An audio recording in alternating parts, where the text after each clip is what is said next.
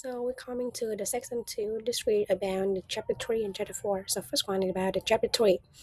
So here's Vietnam saying like việc nhìn mặt mà bắt hình dong. Although it's often used critically, but it also reflects a psychological reality. We form judgment visually before we think it rationally. So in consumer perception, vision is the most influential sense, not just simply because we see first, but because the vision frames the interpretation. So before consumer evaluate the quality, price, or function, they encounter visual cue, and those cue immediately generate assumption. So, perception will begin it visually, not rationally. When a brand looks premium, minimalist, or innovative, consumer already form expectation about its quality and value, even without factual evidence. So, through consistent visual element, brand will communicate identity and value long before any verbal message is processed, and this initial visual meaning become a filter. If this impression is a positive, customer will interpret it later information more favorably, but if it's a negative, even strong product feature may struggle to compensate. And vision also dominate the attention and memory. In an environment overloaded with information, visual elements act as a cognitive shortcut. They are processed faster and remember more easily than text. So now what creates this effect is come from visual stimuli, color, shape, design, packaging, lighting. They are not decorative elements, they are psychological trigger. They will generate a cognitive response, like the assumption about functional quality of a product, and affective response, like the emotional reaction, such as trust, excitement, comfort toward the product or service. And these response influence the purchasing decision. In today's visual culture of visual consumption, this mechanism become even stronger, and consumer will interact with the brand primarily through image on social media, website, digital ads, and physical space. And engagement often depend on how visually compelling the brand appear before any deeper evaluation occur. And this will lead to the visual touchpoint. Every visual interaction matter. Website interface, packaging, store layout, advertising, design. Consumers do not evaluate these in isolation. The brand perception is structured cumulatively through repeated visual consistency across all touchpoints. So the deeper insight is in of this section is like vision will shape how meaning is constructed in the consumer mind. Meaning shape the emotion will shape the perception, and eventually the perception will shape the behavior of us. So this is why visual strategy is not decoration. It's a strategic management of brand identity, memory, and decision making. So if we already know that vision will shape the perception, the next question is like, how does that actually happen? At a basic level, vision will start as a physical process. The eye works almost like a camera. It will control the light to capture the image and also send the signal to our brain. But here's the important point. The eye only collects information. It doesn't create meaning. Meaning happens in our brain. Visual perception is not about seeing something, but it's about interpreting what we see. The moment visual information reaches the brain is immediately organized and compared with past experience. That's why how people can look at the same object but they interpret it differently. And color play a huge role here. We'll have been the brand categorize and prioritize information quickly. It gives structure in what we are seeing. And vision become even stronger when it works together with other sense. What we see match what we touch or hear. So at that time, the experience feel more coherent and believable. So now moving to the psychological side. This is where things becoming powerful in marketing. Visual advertising work not just because it sold the product, but because it connect imaginary with emotion. And people naturally remember visual better than text. And when image and word match, the memory becoming stronger. So, in a deeper mechanism, we have cognitive and affective. The effectiveness of visual ad. So, the visual ad will actually combine the image and emotion. It will form strong brand association, and people will remember the visual better than text. So, the visual ad actually help us to enhance the recall of the customer. And when visual and verbal are aligned, combining help each other. The message that customer receive will be reinforced in the memory better. So, for example, we can look at Coca-Cola. When you watch this ad, it's not just about the drink. You usually see the people laughing, the family eating together, the friends celebrating, and something. And also the like it's covered by a red color. So visually, they're not just showing the product, they're showing the happiness connection moment. After seeing that again and again, people don't just think it's a soft drink. They automatically link Coca-Cola with the happiness moment. And that's how visual ad create strong brand association. And even it will work better when supported by the slogan, open the happiness. Because you're not just seeing the word happiness, you're actually seeing and feeling it through visual and text at the same time. And eventually the memory will stay longer. And second one about the cognitive and affective response. So the visual elements such as shape, color, design simultaneously will generate the cognitive response of the customer. So it will evoke the customer response about the perception of the product, function, usability, durability, and value. And also it will generate the affective response, which means that the emotional connection, aesthetic pleasure of the customer toward that visual element. So often the sensory design of how the product looks and how it feels will influence the emotional response more than just technical feature. So for example, when you look at the iPhone 17, see it before reading any specification, they already react. The slim body, the smooth edge, the balanced proportion, and the premium material, all of these sensory design elements immediately create a positive impression.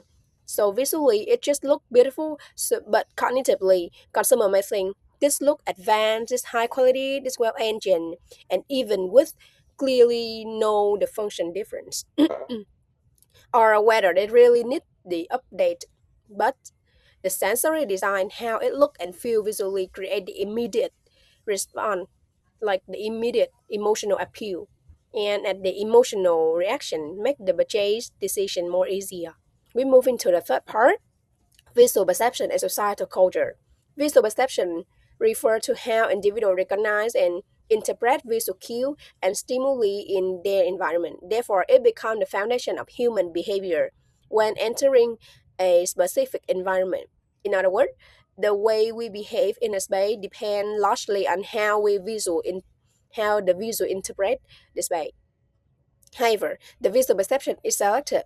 People do not notice everything around them. They only pay attention to stimuli that interest them or satisfy their need.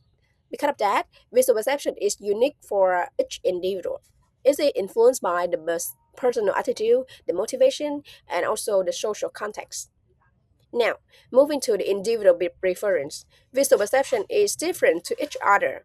Each individual has different level of visual sensitivity that I talk about. Some people are more sensitive to color, shape, and design detail, while others are less aware of them. Some individuals can even mentally visualize the image clearly without external cue. That means they can imagine picture in their mind even when they don't actually see them. For example, if a website only shows a sofa on a plain white background, so some people can immediately imagine how that sofa would look like on their living room. They can picture the size, the color, and how it fits into the space. But other consumers cannot visualize it clearly. They may need the sofa to place in a real living room setting, or watch a video review, or even they will need to visit the showroom to see it in person before making a decision. So there's also a gender difference. Women are generally better at recognizing abstract shape and name object, so they also tend to react more emotionally to image, whether the image is pleasant or unpleasant. And for the men, they show higher brain activity when viewing the erotic image. Now, we're moving to the group preference. Culture play important in shaping visual perception. It influences what people focus on and how they interpret the element.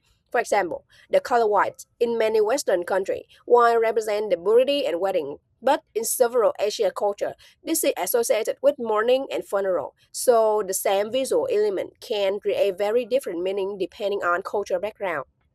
At the same time, some color may carry more universal feeling. For example, blue is often linked to the calmness and trust, in many countries because it's naturally associated with the sky and the ocean, which create a feeling of calmness but stability across different cultures.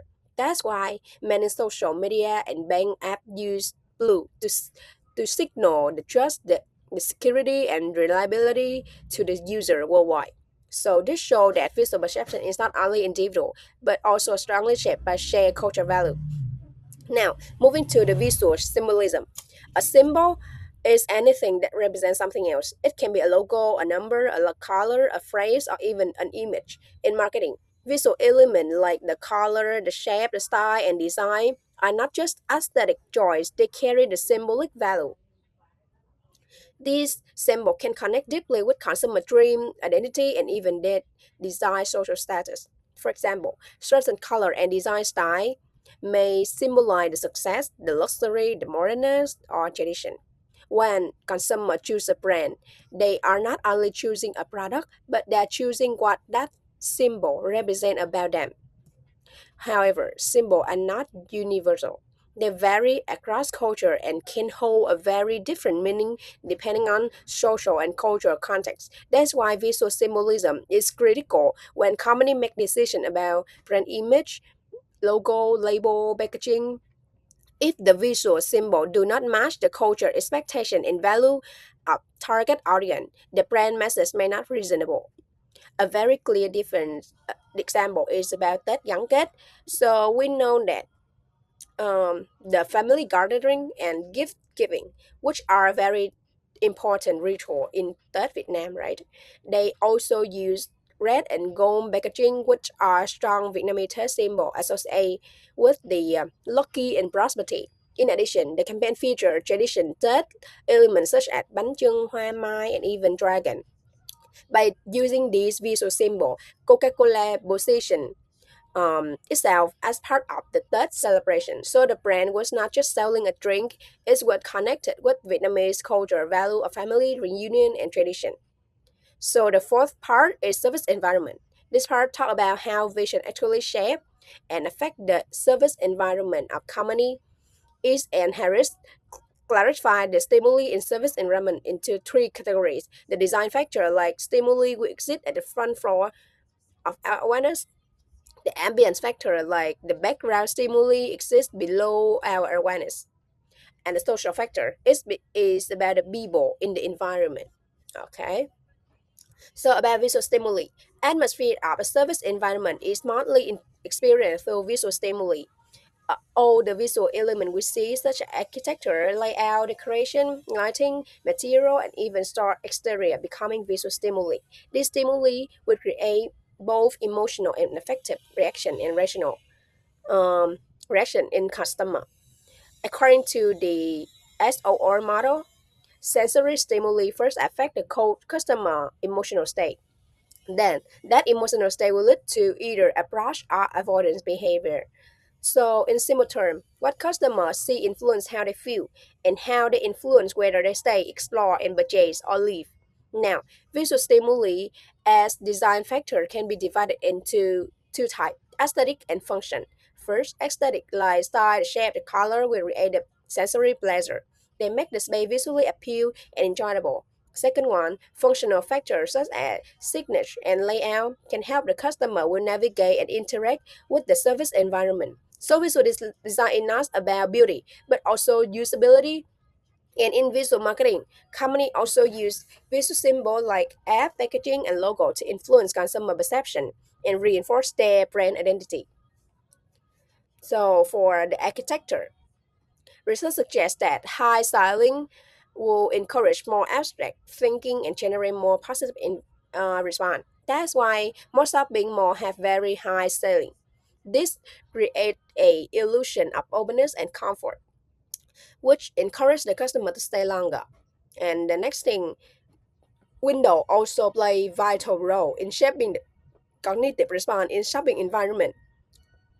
The presence of window will enhance the sense of openness and even creativity. But in contrast, a lack of window may create a feeling of confinement. This connects to the concept of window shopping. Window shopping shows how well-designed storefront window can capture the shopper attention. The concept itself reflects the power of visual display in stimulating curiosity and engagement, and even before customers enter the store. For the color, we have the example of many banks and technology companies that use blue because it creates a feeling of reliability and security, and about the neutral color such as black, white, or gray. These colors act as a balancing tone. They are often used to complement or frame other color. So overall, color is not just a decorative choice. Color influence customer mood, how long they stay in the store, and even their likelihood of making purchase. So in service environment and branding, color selection become a strategic decision rather than just an aesthetic one. So for backlighting, it's also very important. It will guide the exploration and influence how consumers perceive both the product and overall atmosphere. For example, I have Ankung. Ankung, they use the 300K white lighting to create a comfortable and relaxing atmosphere and also help the customer see a correct color of the product. So overall, the lighting is also not functional. It's strategic tool to shape the attention, the mood, and the customer behavior within the service environment. Interior design is basically the combination of all visual elements in the space. It includes the layout, the color, the lighting, the material, and all these elements must align with the customer design and expectation. So, within just a few seconds, customer will decide whether they want to continue to explore or simply walk away. The spread whole area, not just engine, is a strategic way that influence customer behavior from the very beginning. And lastly, last component, social stimuli. It will refer to the people in the environment, especially staff or other customer. The behavior, the appearance, and attitude of service personnel can strongly influence how customers feel. For example, a professional uniform, a friendly body language of the staff in Starbucks, it will lead to the comfortable feeling of the customer. And at the same time, other customer will also affect the atmosphere. For example, the really crowded, energetic cafe will create a very different feeling compared to a empty and silent one. So both staff and customer are actually co-create the value. So that's why the company need to control the atmosphere of their space. For example, if Starbucks want people receive them as a professional and the coffee for study and work, they need to manage the uh, the environment of them so ensure it's quite not too crowded for employee.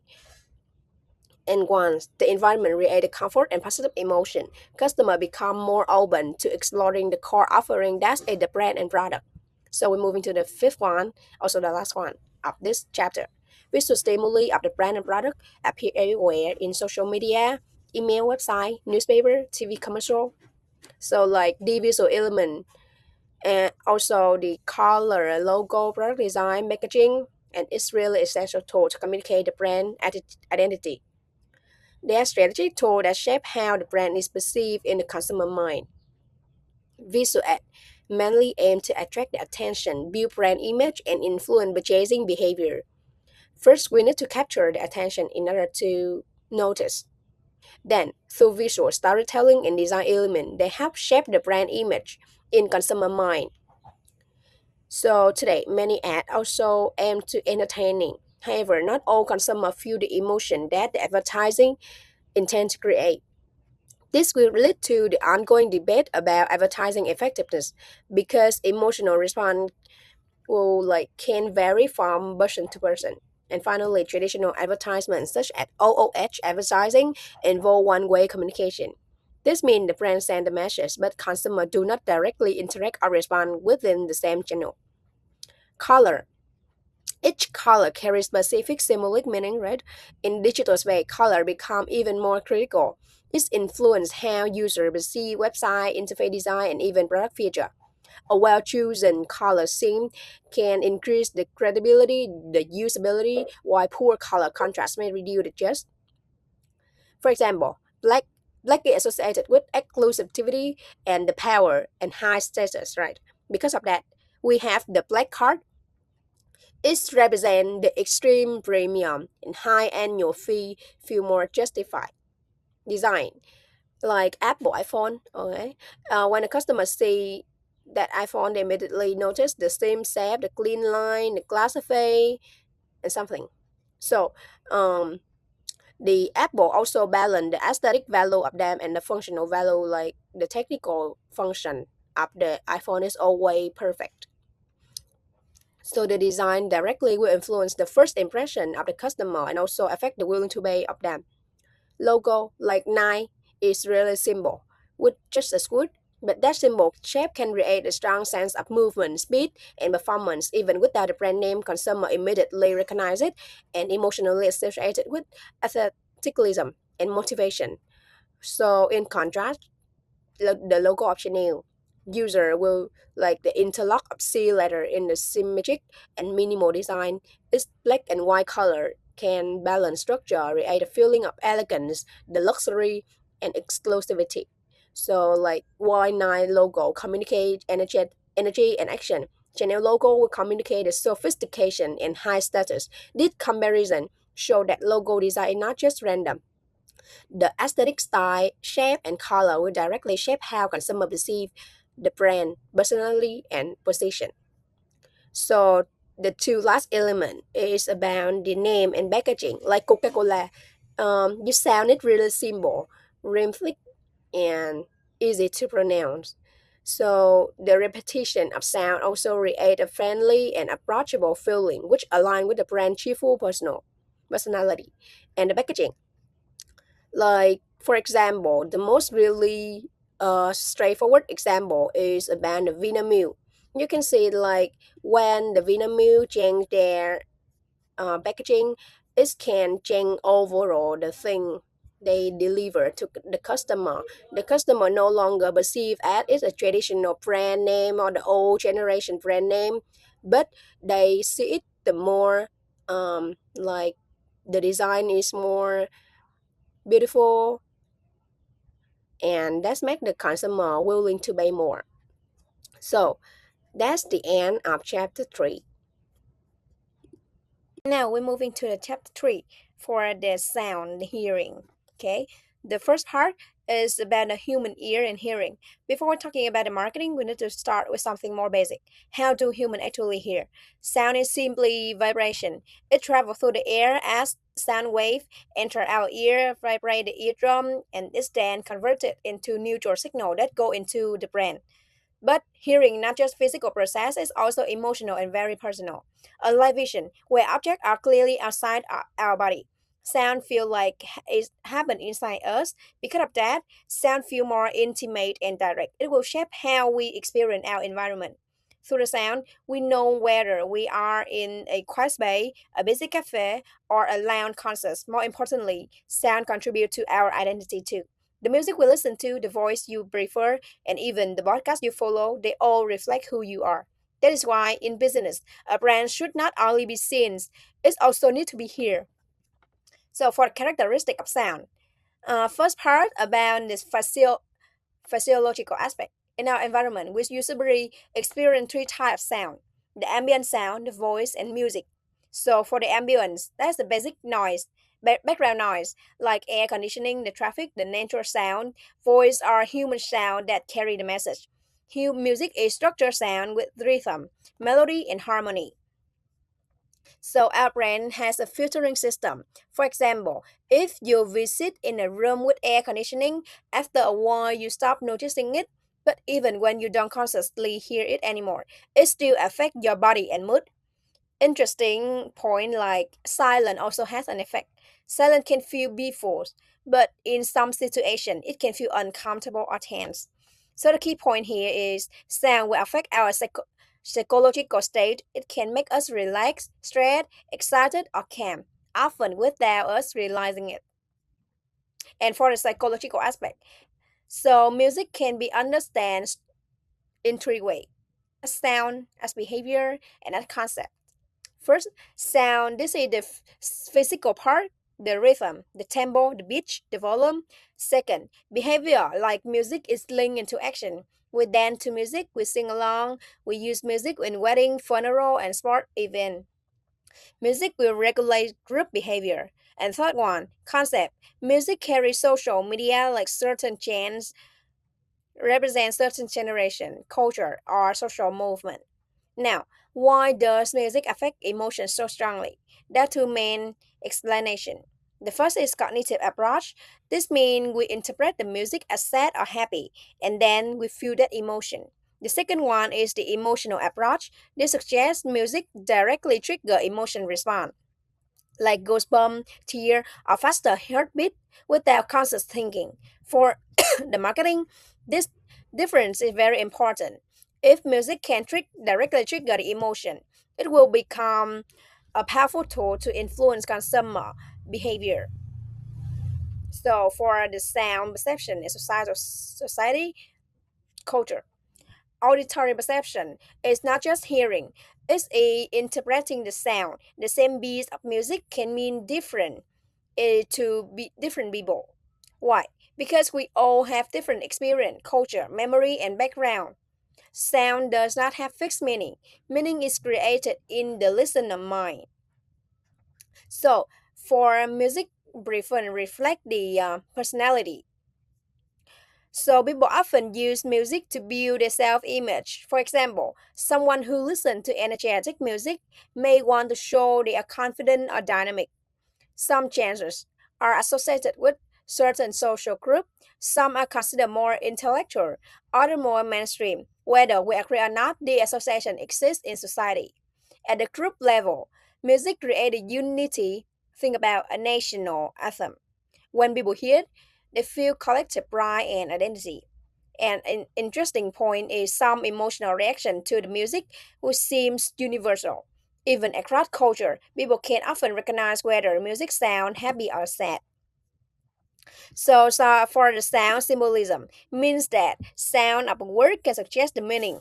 For example, the word tiny sounds small and soft, even without explanation, right? And in branding, it's very important. The sound and the brand name can influence how consumers perceive the product, sometimes even across the language. That is why choosing the right brand name will matter. And for the fourth part, service environment. So, music in store will shape the atmosphere and influence behavior. For example, studies show that when classical music is played in a wine store, customers tend to buy more expensive wine. And when French music play, customers buy more French wine. And when German music play, they buy more German wine. Most customers do not consciously notice the music, but their behavior are changed. For the service level, music also affect the waiting time. Background music will reduce the C waiting time, and when music is pleasant, customers feel that time pass faster, and it will reduce what we call the emotion cost of waiting. The waiting time is the same, but the frustration will decrease. Music concurrence. With match, music must match the environment. If the music fit the store design and brand image, customer will feel comfortable, and if it does not fit, the experience will feel inconsistent. So for the music as intimidation, music can even control the behavior. Some branch of McDonald's have played classical music outside to prevent a teenager from gathering. This shows that music do not only influence the buying behavior, also it can influence the social behavior too. We're moving to the five part brand and product. So music in advertising will shape our emotion and improve the memory. For example, the starting startup sound of Intel or the signature melody of Coca-Cola are globally recognizable. And when music will fit the product, the consumer will evaluate it more positively. In music also influence the mood, and mood will influence the product evaluation. If good, if customer feel good because they like the music, they tend to rate product more positively. And the product does not change. The emotional state will change. For the music embodiment, fast tempo music can feel energetic, but slow tempo music can feel calm or premium. When a brand consistently uses the same music style, that music becomes part of its identity. And customer can recognize the brand just by sound. Voice also matter. The lower pitch voice often sound more trustworthy, and a slightly faster speaking rate can signal the confident and competent. Repeating and clearly pronouncing the brand name can improve the recall. Sound symbolism in the product. So the product sound also matter. A solid click sound can signal the quality, and a recognizable notification tone can build identity. For example, the iconic ringtone of Nokia can become globally recognizable. So to conclude, sound is not just the background noise, it will affect our physiology, the emotion, identity, and behavior. In marketing, sound will shape the experience, influence decision, and also build the brand identity. A strong brand is not only seen, it's heard and feel. So that's the end of our presentation in the section 2. Thank you for listening.